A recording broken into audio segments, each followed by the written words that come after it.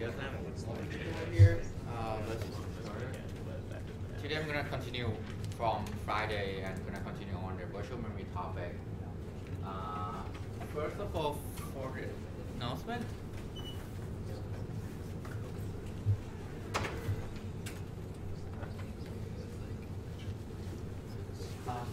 announcement, Lab 2 grade and feedback should be available tonight by midnight, as well as homework number 2.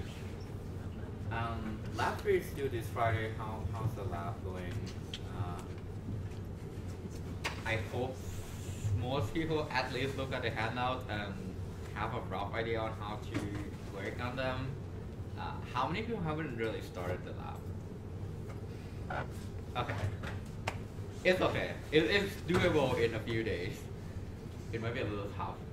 And make sure you have a good test case. But with the feedback from lab 2, you should have a rough idea on how your lab 2 study code performs against the test or the test bench, and you can correct all the mistakes that you did on, say, CPSR and some of the corner cases.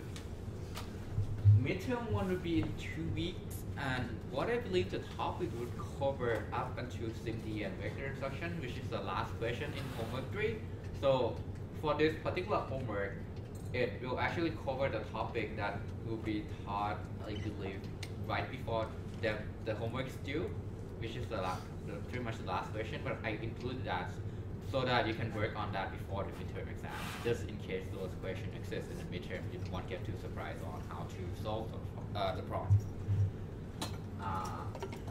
And again, I'm gonna announce this again.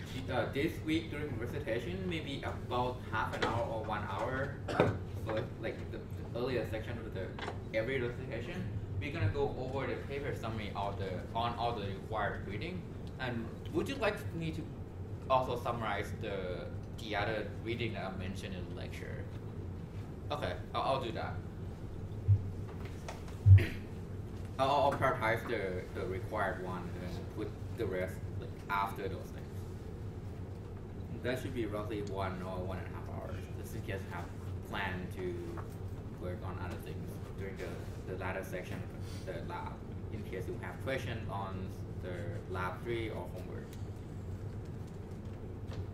Alright, last week I covered some topic about problem with page table, and also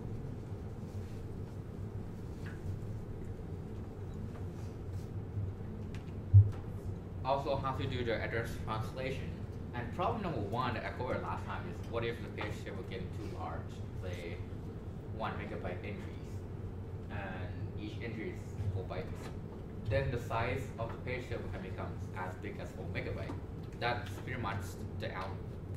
In a lot of systems can be your entire L2 cache.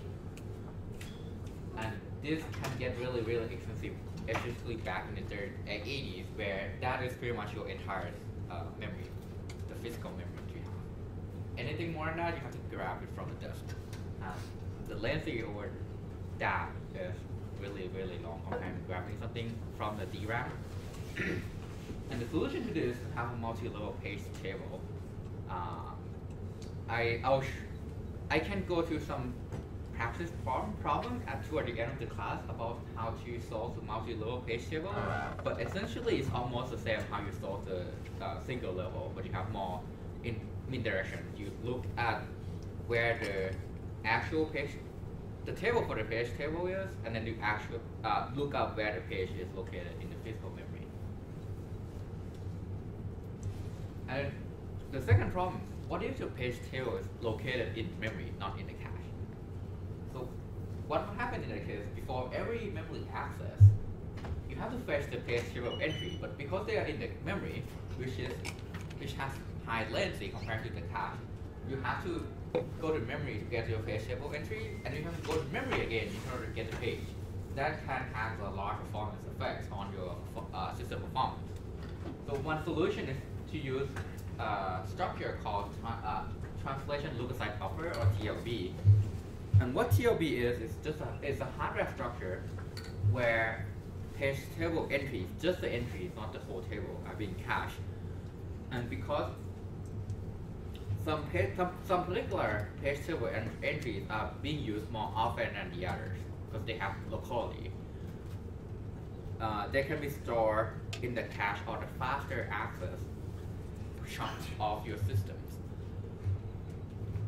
And whenever a virtual address needs to be translated, the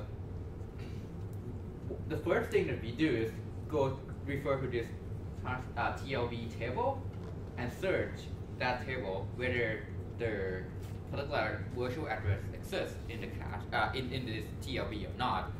If it is, then you can just get the page table entries from the TLB instead of going to the page table and walk the full page table. And for example, in Intel 8386, there are 32 entries in the TLB, and as you can imagine, 32 is really small. But then this allows you to be able to save a lot of memory bandwidth because that's actually enough during that time to store most of the frequently used page table entries.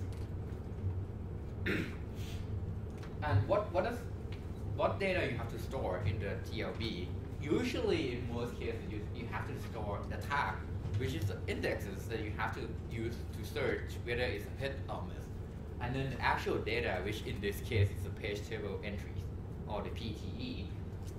And the tag, in most cases, you can just store the 20 bits VPN, and then the valid flag, and all the flags that contain the page table entry, so that I can look up whether it's valid or invalid easier and faster, and decide whether it's correct access right information or not when you access a virtual memory. And once you have the tag, you have to encode the data along with the tag, which is the actual page table entry. And what if you have context switch? In this case, what can happen? Can anyone give an example? What are some bad things that can happen? Yeah. So all of the entries of the TLB are invalid? Yes. So when you have context switch, what would happen in the TLB is all of the entries becomes invalid. Why? Because say, assume that you have a processor X that is running right now, and it maps VPN 5 to the PPN 100. In this case, you allocate an entry in the TLB that has a tag which has to contain the value of 5, and then the data in that particular entry will contain the value of 100, which is a PPN. Now let's assume that the process switch to run process Y, and process Y also has has to operate on the virtual address that has VPN 5. But in this case, the actual data is located in physical page number 200 instead of 100. When process 1 wants to access this particular address, it searches in TLB. What happened in the theory right now, it contains the index number 5, but the PPN that's in there is 100. It's not actually a TLB hit because the PPN's value is still 100. So you fetch from the wrong location in your memory. So one way to solve this is you can flush TLB. And whenever there's a context switch, you invalidate all the entries in your TLB. And this is done in the processor in the ODA, for example, Intel 836, which is around the 80s. This update the value of CR3, which actually signals the context switch. As you recall, the CR3 is the base address that you use to look up the page directory, the earliest level of indirection when you look up the virtual, when you translate the virtual address to the physical address. And this ultimately triggers the TLB flush. Another solution which are less costly is you can associate TLB entry with processes. Is add an extra field in your TLB entries and use that tag to identify which process where does the data in this particular entry belong. So when you have a context switch from processor X to processor Y, but has the same EPN number, you look into this data and you see that, oh, the ownership of this particular entries is from process X, not me, not process Y. Then you know that, oh, I probably will have to invalidate this entry because it belongs to the all process, not the entire TLB entries, the whole table. And this is done in the modern x86 processor as well as the MIPS processor. And what if you have a TLB miss? Because TLB is small, usually in the order of hundreds, it cannot hold all the page table entries. And sometimes you want to access some data in memory, it's gonna miss in TLB. What would happen in this case? Can anyone explain what can happen?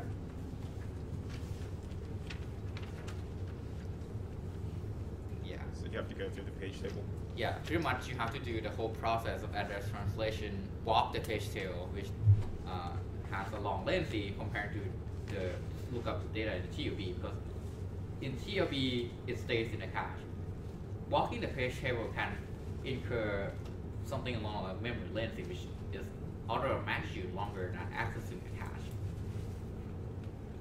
cache. And who actually handles this TLB misses? There can be two solutions, which is a hardware managed TLB and a software managed TLB. And modern processors actually employ different schemes to handle TLB misses. Some of them use hardware managed TLB, some of them use software managed TLB. One example of the processor that uses a hardware managed TLB is x86, so Intel processor that we commonly use in most of pretty much all the laptops you guys are using. The hardware does the page walk. Whenever there's a TLB miss, you refer to MU perform page walk. Hardware fetch the page table entry and insert that entries into the TLB. And if the TLB is full, hardware also has to decide which entries within the TLB you want to evict.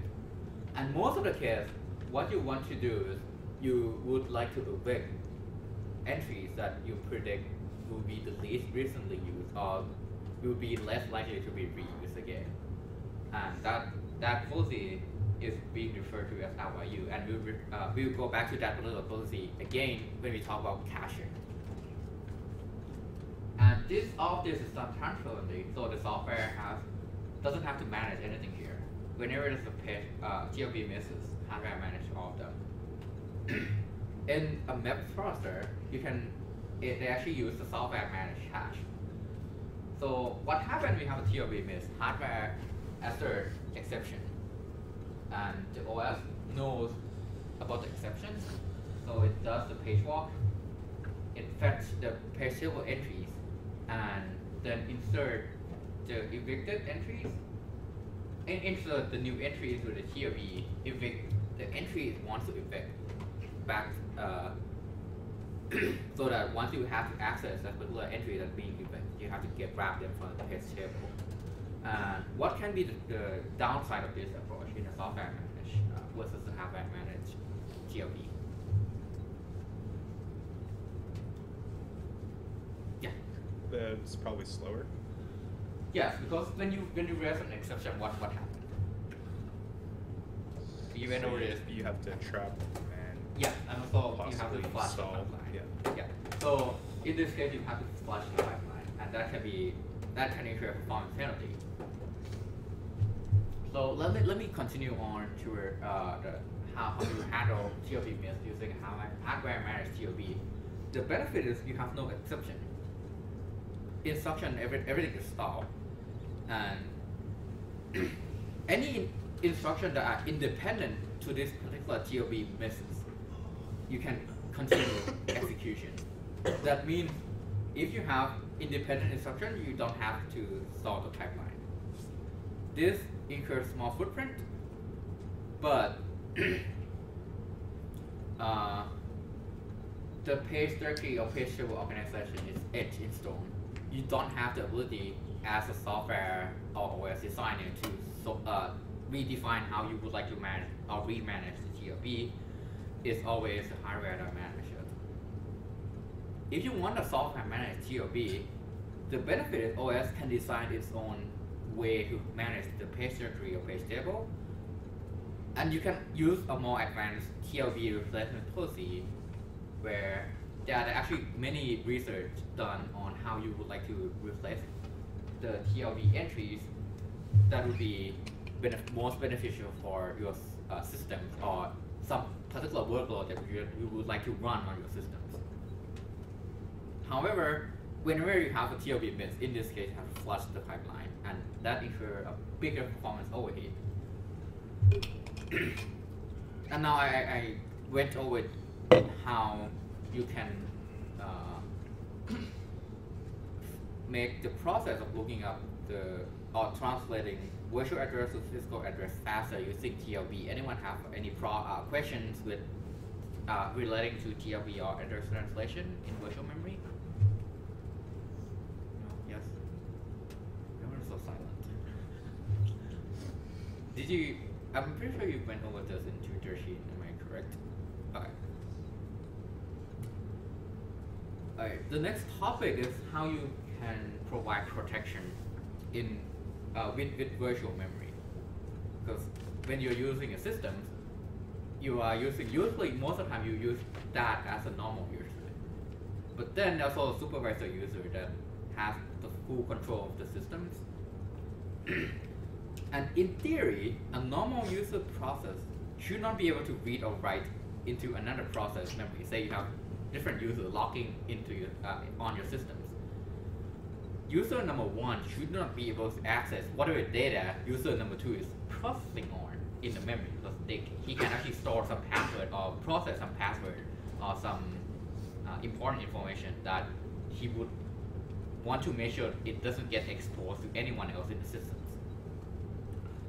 Or what if you want to write in the shared library data? How can you perform making sure you protect everyone else? Because this data is being shared by every user in the systems. And how does virtual memory can help in this case is, first it can provide the address space isolation, because as we recall from last lecture, every process has its own view of the linear virtual address space. And then virtual memory provides an indirection that translates the virtual address space to wherever the location is in the physical address. So you have this address space isolation that you can protect information from in the page table from the other user. And this also provides efficient clearing of data in the newly allocated pages. And can you guys give me one example of what could have gone wrong without protection? Saying you have virtual memory but you have no protection, and you have the multiple processes running. And there's one process that would like to get, say, a password that are being processed or stored in the other process memory location. Any example? Use case? Security breach? Right. One example that can happen here is you have process A that write my password is something into the virtual address 2. What would happen in OS? It maps this virtual address 2 to some physical page, say number 4 in the page table.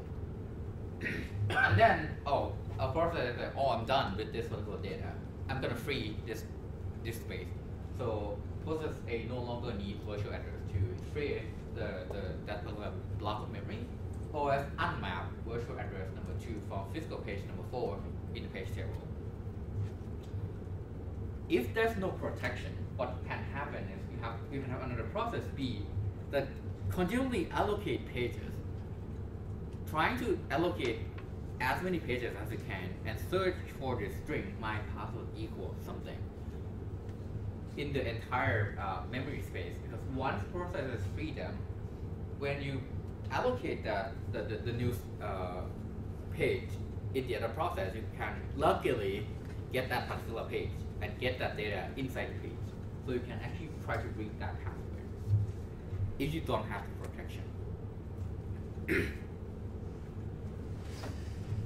And ideally, what you want to do is not every process is allowed to access every pages. So you may need a supervisor level privilege to access the system pages. That's one example. So the idea is to store access control information on a page basis in the process page table. So every page, every entries in your page table entries, you store the access control information. And you enforce this access control at the same time as translation. So once you try to translate physical address to the virtual address to the physical address, the system knows whether you can actually access this page or not. And nowadays, the modern system for virtual memory serves two functions. First, it provides address translation for the illusion of having infinite memory. And you also provide access control, which protects one page processes from the other processor that would like to access the data or try to breach the security.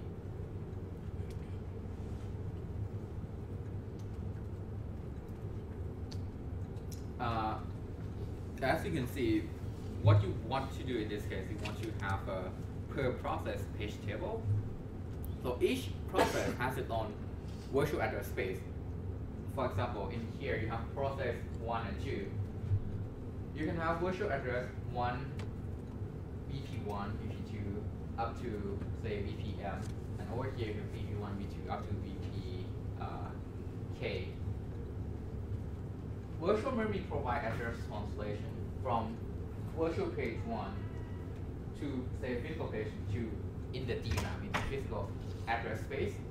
And then this particular process also has allocate some pages, and it translates to different pages in the physical space.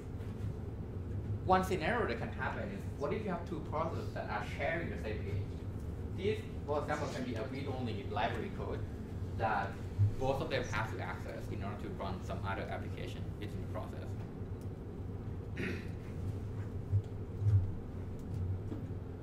In this case, virtual memory has to provide access control for both process 1 and process 2 on all these pages, and also have to make sure that both processes just try to read into this particular chunk of memory, not write anything to them, because they are read-only. So what information do you need in the page table entries in order to ensure access control? For each of the processes, you want to make sure that for every virtual address, virtual page that you allocate to, you have the access control whether you can read or write to that physical address, and what actually is a physical address. So this physical address entries refer links to the location in your memory, and this provides access control whether you can read or write into or read from that particular page in the memory. And if this is violated, if this particular control is violated, the system generates exception, and then it uses the page form handler to check before remapping whether you want to generate exception or not. And here's one example in x86 on how they allocate different levels for protection. You have 3 levels. You have application level, OS level, system operating system kernel that are the core of all the protection rings. And if you're just a typical application running in a user mode, you are running in level number 3. So in this case, you cannot access any page that are being allocated for level that are below, which is level 2, level 1, level 0 in this case. And here's another breakdown on the diagram earlier. Ring number 2 is the one that has the highest privilege, that can access anything, any level that goes beyond this level, which is level 1, 2, and 3. ring number 1 is actually is not widely used because they are actually OS related level, but they commonly actually just use ring number 0 for the highest privilege. And the least privileged one is the user application level, where you define, or when you run an application, you want to use some data in the memory, or you want to write some data into the memory, you have the privilege as ring number 3, and you cannot access any information that are being allocated to the OS, which are in different privilege level.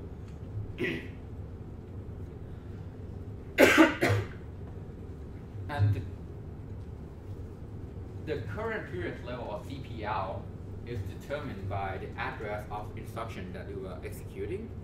Specifically, it's actually defined by the descriptor privilege level of the code segment. So different code segments will have different DPL, which will define the current privilege level, which define whether you can access a particular page or not based on the privilege level. And if you take a closer look at the page table entries and the page directory entries, this is another entry that links to the page table, it actually contains the information that you have to use for access control, which is this particular bit. So if you look at, for example, the page directory entry, you have the address on the page table from bit 12 to bit 31, but then you have extra data because the address space is 32 bits long. You have some ignore bits, and then the rest you have some access control bits. So this is the address of the page table. That's the flags that you have to comply when you want to access some virtual addresses. Same here in the page table entry. You have the address of the focal bytes page frame. So this is the address of the page table, which is a larger chunk of memory. This is a focal byte of page frame. You also have the flags that specify what are the control level of access level required in order to grab or use the data. And here is the protection bit. Here is the description of these bits in the page directory entry. And the page directory entry actually protects all the pages within its entry. So in extensive systems, that means it protects 1024 pages. And if you multiply the number, that's 4 megabytes of data. Because each page is, if I recall, is 4 kilobytes page frame. And you have 20 of them, so that's 4 megabytes. You have the present bit, which is, if it's 0, it doesn't present, it's not valid. You have a read or write protection, and user supervisor protection. These are more caching related. It's a partial write through or a partial cache disable. So you will learn more how this might affect system performance when we do caching. And you have an ignore bit and access bit, which indicate whether this entry has been used for linear address translation. For this particular lecture, when you want to provide access control, you look into these two bits, whether you can read or write, or whether you want only the supervisor to use it, or is a user more access it. Similarly, in the page table entry, which now protect only one page at a time, you have the same, almost the same set of bits. And if you focus on the access control bit, which is bit position 1 and 2, they have the same set of bits, the read and write bit, as well as the user supervisor bits. And if you combine all of them into one bigger table, saying whether you are a user or supervisor, if it's read-only or write-only, read-only or read or write in the next column, and you break down that into a page directory entry, page table entry, and the actual combined effect when you try to access a page, and you have different combination of these access type and privilege bits. One example is what if you are the user that has the access type read only in the bits in the page entry are set in that way, and also in the page table is the privileged user access type read only. If you combine the effects in this case, yeah. Could you turn the lights off in the front because it's hard to see? Sorry. This is better? Yeah. Okay. In this case, the combined effect is a user can have the access of a read only for this particular page. What if you are in the page directory entries, it's a read only for the user. In the page table, it's a read or write. In this case, the combined effect is actually read only. So the combined effects, you can think of this as an AND of two access types. Because if you can, as you can see here, if you set the read only bits at any location, this particular entry becomes read only. And if you want to make sure this particular page is read and writable, you have to set the bits into read or writable in both locations. So, Yeah. actually, on that side, what's the point of supervisor read only? Supervisor read only. Like, why is there anything that you would not want the supervisor mode to be able to write to? I mean, I can imagine like some code segments you might not want to change them. In Yeah, I think normal maybe like cases. static call something that you would like to make sure it's read only data. You probably don't want anyone to access, because somehow you access your machine as a supervisor anyway, and say you sudo or something, and you accidentally change that particular data, and it can be harmful to you. Yeah. Yeah, I was thinking like kernel modules because Yeah. those are third party and anyone can load those as administrator, but most of them as your system. Yes. So yeah, kernel module can be one example of that. You probably don't want to change them even though you're a supervisor, because that can actually say crash your systems.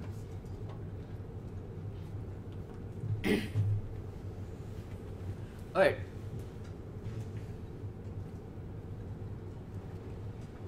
So another way you can provide protection is called segmentation. If you use paging, which is the earlier example, you have read or write flags, you can use the supervisor flags, and you can also have executable flags, whether you can execute that anything within that little memory block or not. So you also have another separate technique called segmentation that also provides protection. And it also has a almost similar flags which you read or write, and also the descriptive privilege level, which specify the privilege level of that particular segment in the memory, and whether it's executable or not. And when you combine the page and segmentation flags in explicit manual, for example, it specifies which takeover bit. For example, in this case, the parser evaluates the segment protection first, which is this little case, and then evaluate the page protection later.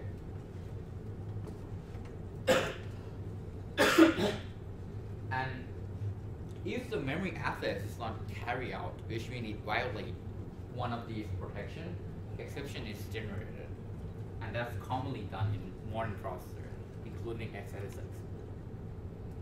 So as I said, aside from just using the virtual memory, you can also use segmentation. There's another earlier technique called base amount register, which I will not cover in this particular lecture, but I'll cover segmentation. And none of these might not be as elegant as page-based access control, which I described earlier. And for say, for example, 64 bits x86 machines, they still have segmentation support, but they define the base and bound to be the whole entire memory space. like instead of 32-bit version where you still have segmentation to support the older form code. And here's the overview of segmentation. Given you have the physical memory from address 0 to say 06 FFFF, you divide the physical address space into segments, and the segment can overlap. So you can have a base register up to this particular 0x7FFF to be one segment, and then the rest 0x8000 to FFFF into another segment.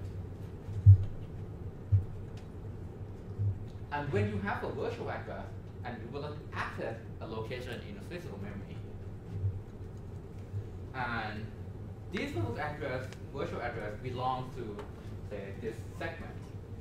When you calculate the location of the physical memory you would like to access, you add this to the base address, and you get the physical address, and then you know which particular location in that particular segment, in the entire physical memory you would like to access.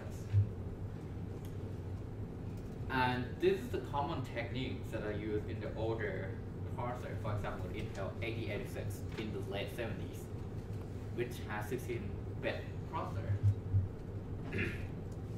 And for this particular processor, it has 4 segment register that store the base address. So these are the 4 segments, which is the core segment, data segment, stack segment, and the extra segment.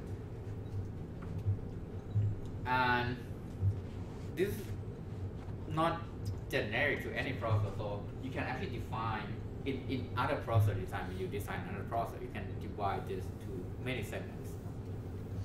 And in this example, in Intel 8086, you can also subdivide this segment into multiple subsegments.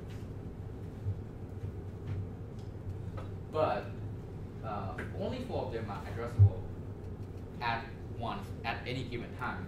So suppose you have these multiple layers of segments inside your memory. At any given time, you can only access 4 of them because you only have 4 segment register. And the programmer it's a programmer job to set the segment register value. For example, right now the code segment refers to value E, even though you have multiple code segments, say D, C, and D, E, and G. Once the value for the code segment set, this is the location in the physical memory that it is referring to, and you can only access this particular chunk of memory, even though you have D, E, and G as well. And you have to reset that particular value E to something else, say D, if you want to access anything within this region. And each segment is 64 kilobyte in size because it's the 8086 processor is 16 bits. So this is more like a processor limitation that you have because it's only 16 bits. And because if you look at this, the entire memory space in doing those error, say what if it's 1 megabyte? How can 8086 processor actually access up to 1 megabyte of data? So a trick you can do is you have a second register with the offset, where you have when you have the virtual address, which is say 0022, you add that to a segment register, which is another value you have to set on. That refers to some location in the entire memory space. And you transfer that, you shift the segment register by 4 bits. You add the virtual address bit into the shifted segment register to get the 20-bit version that can access the entire memory. So first of all, you have to set the segment register value in order to specify the bit to some degree the base address within each block, and then you have the virtual address, which specifies what location within that particular block that you would like to access from for each virtual address.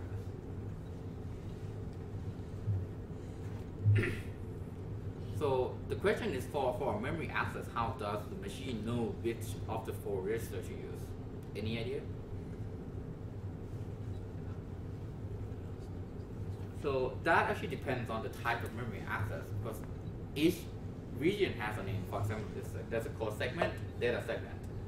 If the type of memory access to the code segment, then it's, so say, what if you have instruction fetch? You probably have the default segment to the code segment. And then, say, if it's a variable inside your program, the default segment can be the data segment, but then you have the alternate segment base, which are the code segment and also special segment as the stack. And this one example is done in 8086 processor.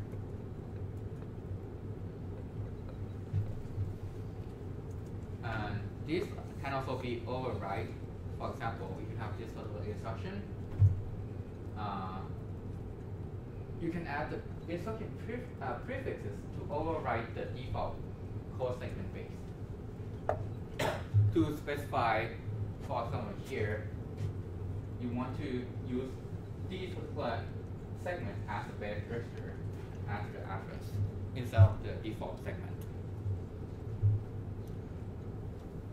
In the early 80s, which is more modern compared to 8086, the Intel 8286 still has a 16-bit processor, still have four segment register, but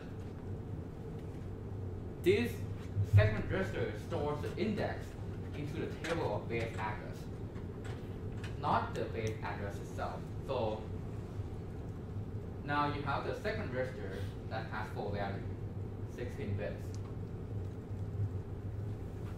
And then you have the segment descriptor table, which is actually 64 bits.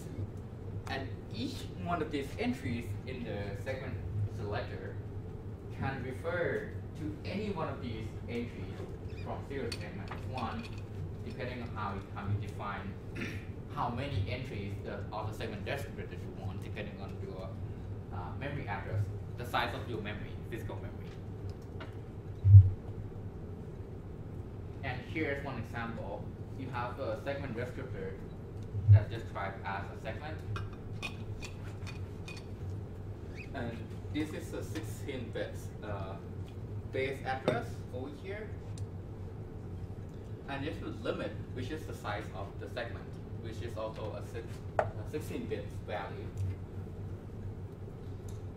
And this, you also have the descriptor period level, which specifies the level of access control that you would like for the particular segment descriptor, the particular segment or page to some degree. I mean, you can think of a segment as a page as well. It's a block of data that you would like to control in order to control the access or whether you can actually access a particular page or not, or segment or not.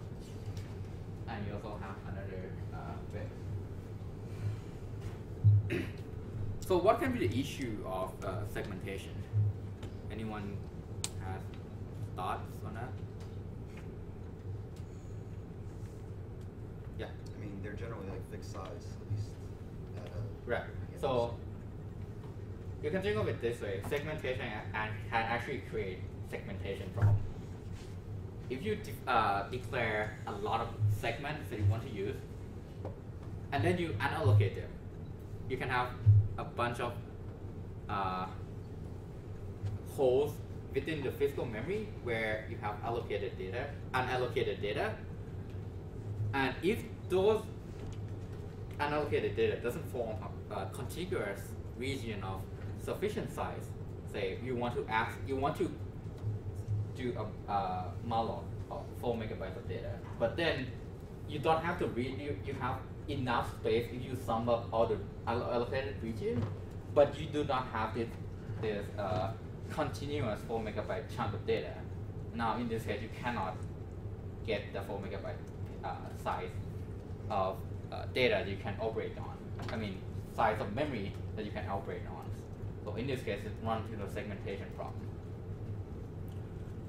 And the page-based virtual memory, or virtual memory in general, solves this issue by ensuring that address space is divided into a fixed size page.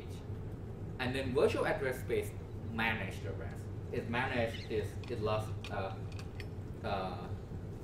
assumption that you have unlimited amount of memory, and it's a linear space, linear contiguous space, and it provides the indirection to the actual physical address.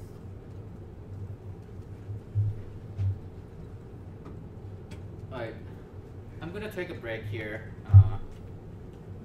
Let's say 5 minutes, and I'll come back after the break.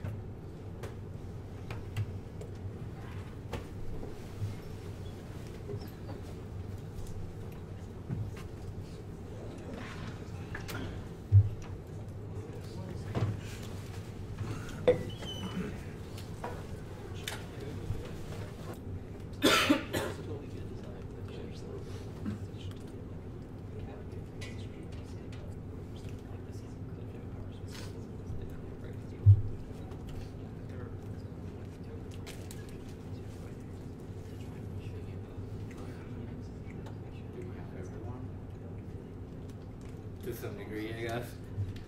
Okay, so if you fast forward on the virtual memory plus access control to nowadays, in the modern x86 machines, for a 32-bit version of x86, it still actually uses the segmentation similar to 80 that I just explained it, the last one I explained. But the 64-bit version, segmentation, is not supported per se. What I mean by that is it forces the base address to be address 0, force the limit to be the entire memory space, but you still support DPL, to support backward compatibility. And on a side note, for the Linux and 32-bit x86, Linux doesn't really support segmentation at all on a 32-bit machine. So for all segments, Linux set the base to 0, set the limit to FFFFFFF, similarly to the 64-bit x86. And inside Linux use segments for various levels, similarly to the 64-bit version as well. And for any segment that's used by the kernel, Linux sets the DPL bit to 0. And for any segment that are used by applications, they set the DPL to 3. What are other issues with, say, address translation, virtual memory in general? One of the questions is, when do we do the address translation? Should we do this before accessing L1 cache, which is the fastest memory, per se, after the register file? Or should we do this afterward? What are the trade-offs? Is the cache, so in other words, let me rephrase the same question. In other words, is the cache virtually addressed or physically addressed? There's a trade-off between virtual versus physical cache. And you will learn all these techniques and trade-offs in 740. So this is not covered in this class. And what are the issues that can happen with a virtually addressed cache? You can have synonym problem, which means that you have to virtual address, but it maps to the physical address.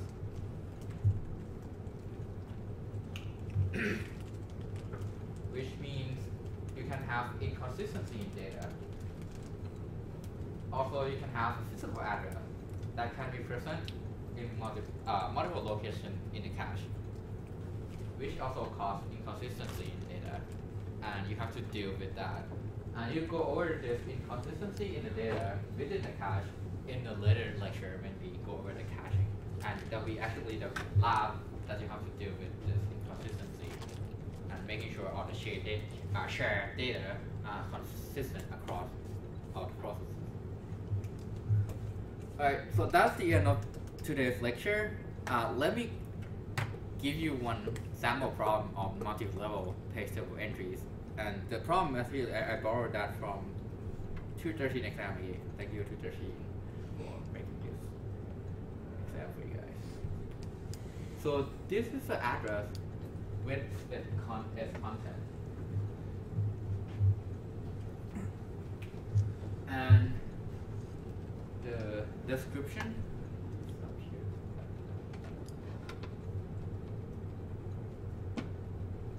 So you have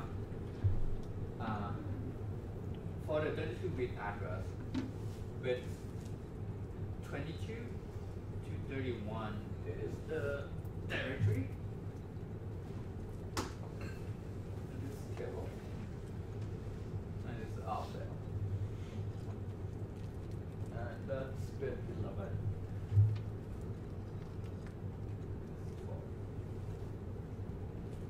Given that this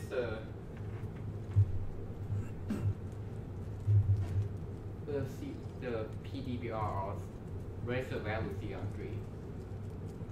So let me go over this table.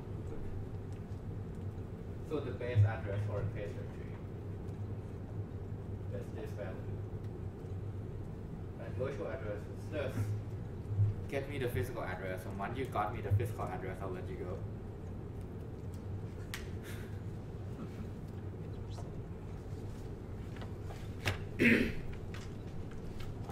Or you can work as a group, like the whole group as a group too, if that's easier.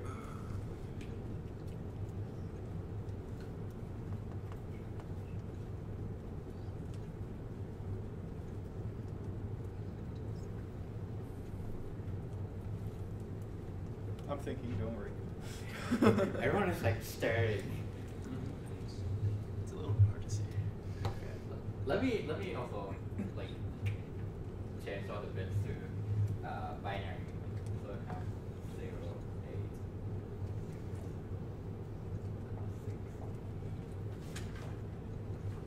8, 10, that's 0.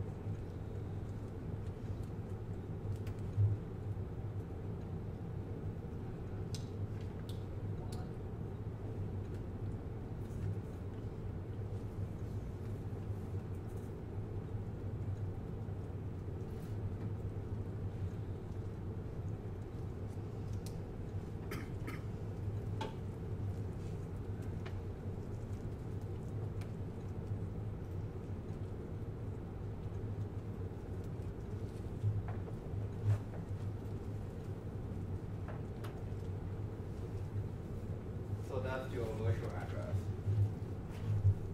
Here is the first 12 bits.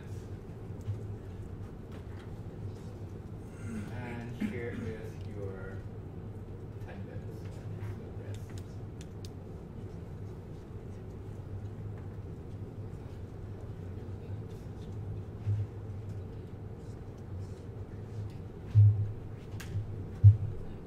I don't think we can actually figure it out from this. Really? Well, so if you go to the page directory Yes. address Yes.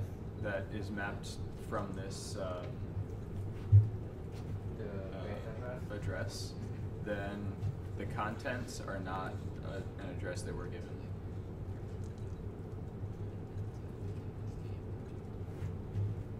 Actually, I think you can.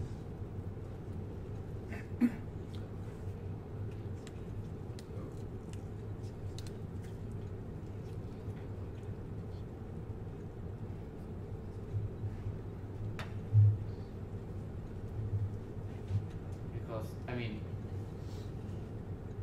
Unless I'm looking at the wrong page table or Yeah, page it is. directory entry. It's 0C2E to E020. Yeah. And that brings you to 01288, which is not. oh, you're talking about this entry? Yeah. Yeah. I don't think that's the entry you want to look at, though. It's a different entry.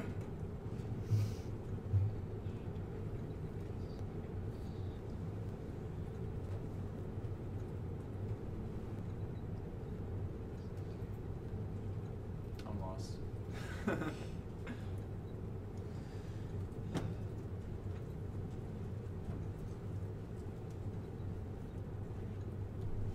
So let me give you actually this entry, and you can figure out why. The 0A0, the shifted by 2 bits version. Did you know why? Because is everything 4 byte aligned? Yeah. I mean that makes sense. Okay. Yeah. So it's actually that Yeah. this entry is not this. So you have to shift because it's 4 byte aligned. You shift everything with 2 bits. So you can save. Oh, you can I guess expand or get more data out of your 10 bits over here. Well, it makes sense because every entry in your table is going to be 4 bytes Yeah. anyway. Yeah. So. Alright, so given this absolute entry and the content is that you almost there get to the next level of interaction. What's the page tail entry?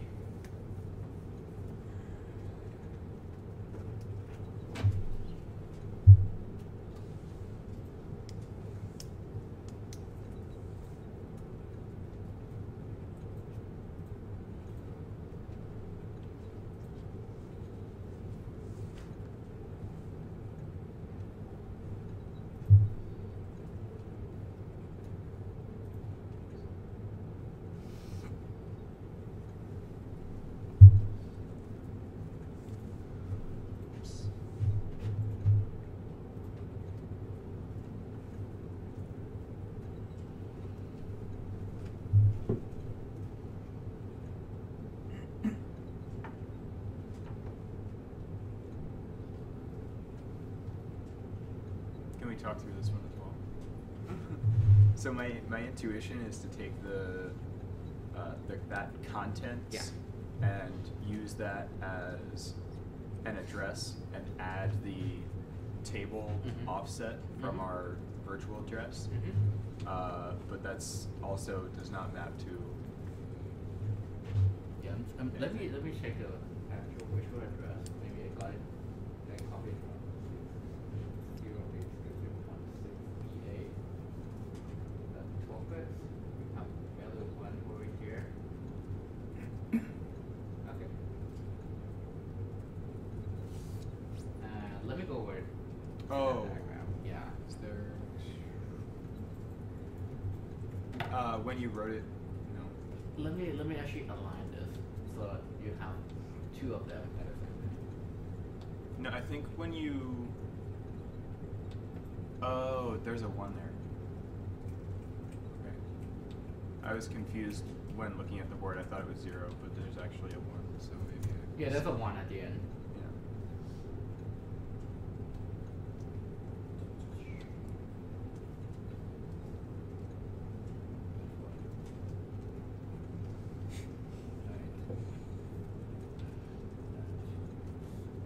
No, it's life is hard. This is what you get for using Windows. Whoa. Well, bro. Thanks.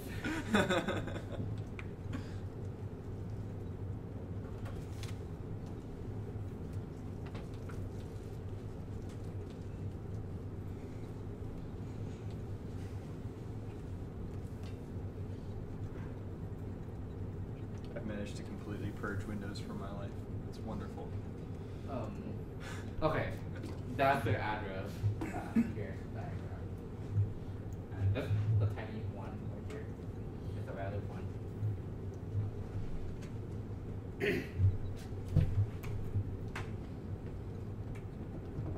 So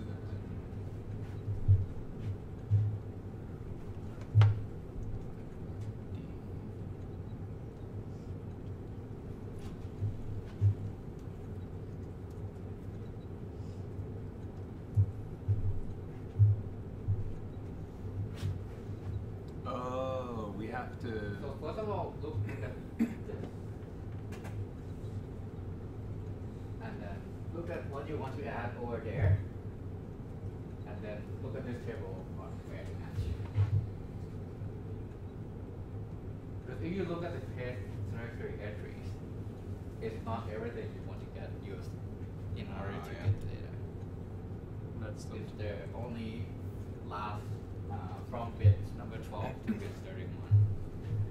The rest are access control, which are also important because you have to check whether you can actually access the data or not. So then it's the 55004. Yes. Yeah. Yeah. It does because first you add 1 to that. Well, it's 1 shifted 2 bit. So it's 0005504. The content is that. Now get me the content, which should be a lot simpler.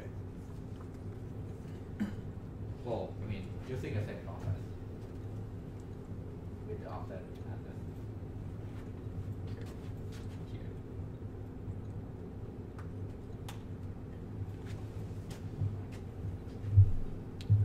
For which one? The actual physical address you want to access from this. Well, what you do is you combine this with this bit, Yeah. and you get the physical address. Whatever in that entry, 8974T, And then and the then bottom 12. 6VA, the 100 bit, because the page offset will always carry over from the virtual address to the physical address. And then, in this particular case, the entry is the last 12 bits is 003, which means you have 11 over here. The read and write bit set to 1, and the page is valid because the P is present, it's 1. So there's no page fault. You can actually access that particular virtual address, and the physical address is that appended to this. Right? Clear? I hope you guys can read through this. In the actual problem, it might be in an exam, it might be a little harder than this, as in we might ask more out this, like what are the access control, or what if you can do tricks. For example, one of the questions in your homework is what's your size of your physical memory, if I recall correctly, from the virtual memory question. It's a totally different way to think of the virtual memory problem. But take a look at that and try it out. If you have any question regarding how to solve that particular problem in the homework, come talk to us. We'll guide you without giving the answer.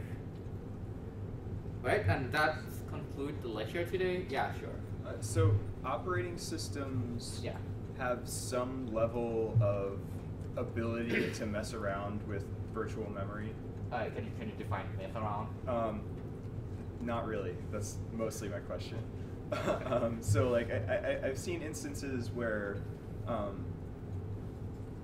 the operating system at least has the ability to be aware of when maybe a user program is missing in the cache, or if it's missing in the page table, or I don't know if the operating system has the ability to modify the page table, or actually do its own mapping to physical memory. Address mapping is possible.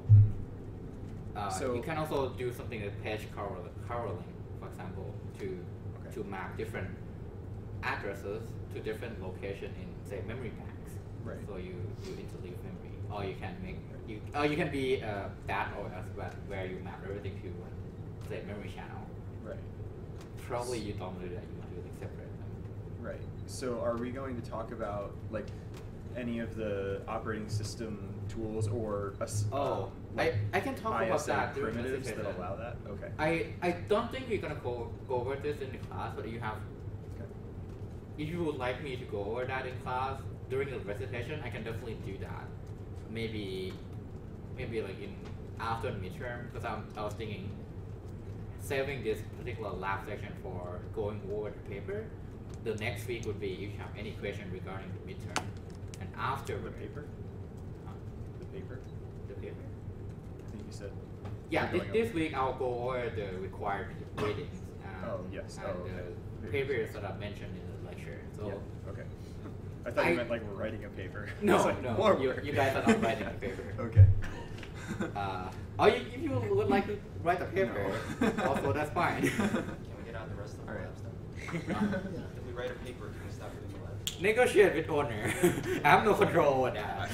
I think I will. But I'm pretty sure you can, if you have a good, like, great idea that you want to work on, maybe you can talk with him. Cool. Right? That's all. That concludes the lecture. If anyone has questions regarding the lab, feel free to contact me or the other TAs. Also, the homework which is already available and we'll do next week.